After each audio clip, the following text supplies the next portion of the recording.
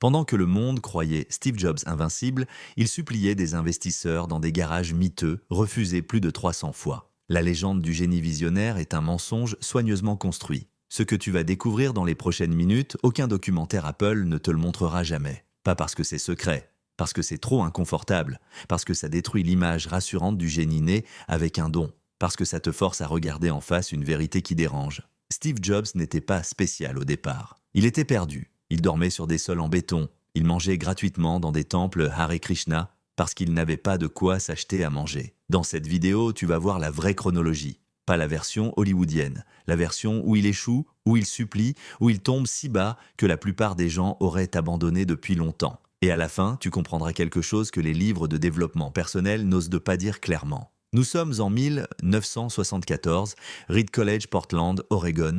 Steve Jobs a 19 ans. Il vient de s'inscrire à l'université et 6 mois plus tard, il abandonne. Pas parce qu'il est brillant et qu'il a mieux à faire. Non, il abandonne parce qu'il voit à quel point ses parents adoptifs se saignent financièrement pour payer ses études et il ne supporte pas de leur coûter autant pour quelque chose dont il ne comprend même pas l'utilité. Alors il fait quoi? Le futur PDG le plus iconique du XXe siècle, il dort par terre, dans la chambre de ses amis qui acceptent de le garder. Il retourne les bouteilles en verre pour récupérer les 500 de consignes et s'acheter de la nourriture. Il marche 7 miles chaque semaine jusqu'au temple Hare Krishna du quartier pour avoir un repas chaud gratuit. 7 miles aller, 7 miles retour pour manger. C'est ça le vrai Steve Jobs à 19 ans. Mais voilà le moment qui change tout. Et c'est un moment que presque personne ne raconte correctement. En 1976, Jobs a 21 ans. Il travaille comme technicien chez Atari la nuit et le jour il trafique des circuits imprimés dans le garage de ses parents à Los Altos avec un ami qu'il a rencontré dans un club d'informatique amateur. Cet ami s'appelle Steve Wozniak. Wozniak est le génie technique.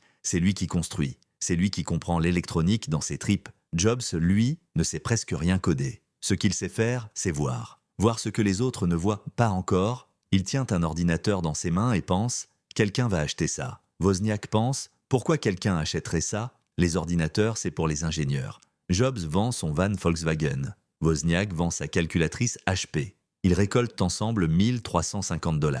C'est leur capital de départ. C'est tout ce qu'ils ont. Et ils fondent Apple Computer le 1er avril 1976, le 1er avril, April Fool's Day, le jour des poissons d'avril. Même la date ressemble à une blague. Ce que Jobs fait entre 1976 et le premier vrai succès d'Apple, c'est là que tout se joue. Et c'est là que les leçons sont enfouies. Première leçon, il vend avant d'avoir un produit. Jobs ne construit pas puis essaie de vendre. Il va voir un revendeur informatique local, le Byte Shop à Mountain View, et il convainc le propriétaire de commander 50 ordinateurs. Cash, avant qu'ils existent. Le propriétaire s'appelle Paul Terrell. Il commande, Jobs a 30 jours pour livrer. Ils n'ont pas d'atelier, ils n'ont pas de composants, ils assemblent tout à la main dans le garage familial. La mère de Jobs leur apporte de la limonade, sa sœur Patty aide à monter les circuits. Ils livrent en temps et en heure, 50 machines, chacune assemblée à la main. Ce que Jobs comprend à 21 ans, que la plupart des entrepreneurs mettent des années à intégrer, la commande précède la construction, la vente précède le produit. Deuxième leçon, il choisit ses batailles esthétiques avec une précision chirurgicale. En 1979, Jobs visite les laboratoires Xerox PARC à Palo Alto. Il y voit quelque chose qui n'existe nulle part ailleurs, une interface graphique, des icônes, une souris. On clique, des fenêtres s'ouvrent, Xerox ne sait pas quoi faire de ça. Pour eux, c'est une curiosité de laboratoire.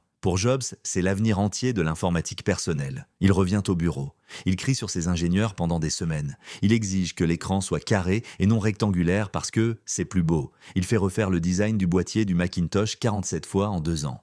47 fois. Un ingénieur qui travaillait sur le projet se souvient avoir pleuré dans les toilettes après la 18e itération. Jobs ne lâchait pas parce qu'il était cruel. Il lâchait pas parce qu'il avait vu quelque chose que les autres ne voyaient pas encore. Troisième leçon, et c'est la plus dure à entendre, en 1985, le conseil d'administration, il vend toutes ses actions Apple sauf une. Il encaisse 130 millions de dollars. La plupart des gens s'arrêteraient là. Lui rachète une société d'effets spéciaux à George Lucas pour 10 millions. Il la renomme Pixar. À l'époque, tout le monde lui dit qu'il est fou de dépenser 10 millions dans une boîte qui fait des images de synthèse. Cette boîte produira Toy Story en 1995. Elle sera introduite en bourse pour 1,5 milliard de dollars le jour de la sortie du film. Le plus grand succès d'introduction en bourse de l'année 1995. Parallèlement, avec Next Computer, il perd des centaines de millions. Les machines ne se vendent pas. Le projet est un échec commercial cuisant, mais le logiciel de Next est révolutionnaire. Et quand Apple, en faillite quasi totale en 1997,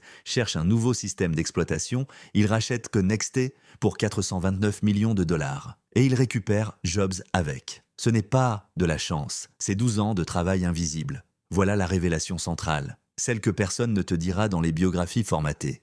Jobs n'avait pas un plan, il n'avait pas une vision de 20 ans écrite sur un tableau blanc. Il avait quelque chose de beaucoup plus rare et beaucoup plus difficile à cultiver. Il avait une obsession pour la qualité dans des domaines précis, combinée à une tolérance extraordinaire pour l'incertitude dans tout le reste. Il dormait par terre à 19 ans sans savoir ce qu'il allait devenir. Il a fondé Apple sans savoir coder. Il a été viré de sa propre entreprise à 30 ans sans savoir s'il reviendrait un jour. Il a perdu des centaines de millions avec Next sans abandonner. Ce que Jobs possédait, ce n'était pas la certitude. C'était la capacité à continuer quand la certitude avait disparu depuis longtemps. En 2005, il donne le discours de remise des diplômes à Stanford. Il dit une phrase que le monde entier va répéter pendant des années « Stay hungry, stay foolish ». Ce qu'il ne dit pas dans ce discours, c'est qu'il vient de se faire opérer d'un cancer du pancréas.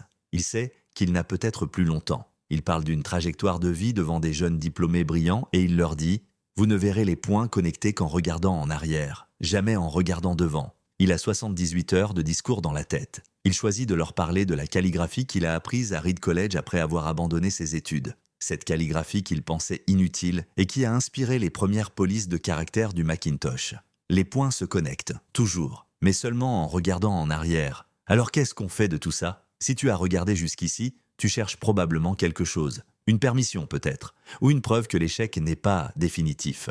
La vraie vie de Jobs avant la gloire ne te donne pas une méthode. Elle te donne quelque chose de plus précieux, une calibration de la réalité. Les grandes réussites ne ressemblent pas à des success stories quand tu les vis de l'intérieur. Elles ressemblent à de l'incertitude permanente, à des portes qui se ferment, à des années de travail invisible que personne ne voit ni ne reconnaît. Jobs a dormi par terre. Il a mangé grâce à des temples. Il a été humilié par le conseil d'administration de sa propre entreprise. Il a perdu des fortunes. Et il a continué. Pas parce qu'il savait que ça allait marcher, mais parce qu'il ne savait pas faire autrement. La question n'est pas « est-ce que tu as le talent de Jobs ?» La question est « est-ce que tu as sa tolérance à l'incertitude ?» Si cette vidéo t'a appris quelque chose que tu n'avais pas avant, clique sur « J'aime maintenant ». Pas pour moi. Pour les autres qui cherchent cette même vérité et que l'algorithme ne montrera jamais cette vidéo sans ton aide. Et si tu veux la suite, la prochaine vidéo parle d'un autre moment que l'histoire a effacé, les 136 jours entre le retour de Jobs chez Apple en 1997 et le moment où tout le monde a compris qu'Apple allait survivre. 136 jours où personne ne croyait en lui, sauf lui. Jobs disait « La mort est probablement la meilleure invention de la vie. Elle efface l'ancien pour laisser place au nouveau. » Il est mort à 56 ans, le 5 octobre 2011. Son dernier mot, selon sa sœur Mona Simpson qui était à son chevet, était répété 3 fois. « Oh wow, oh wow, oh wow ». Personne ne sait ce qu'il a vu, mais il a semblé impressionné.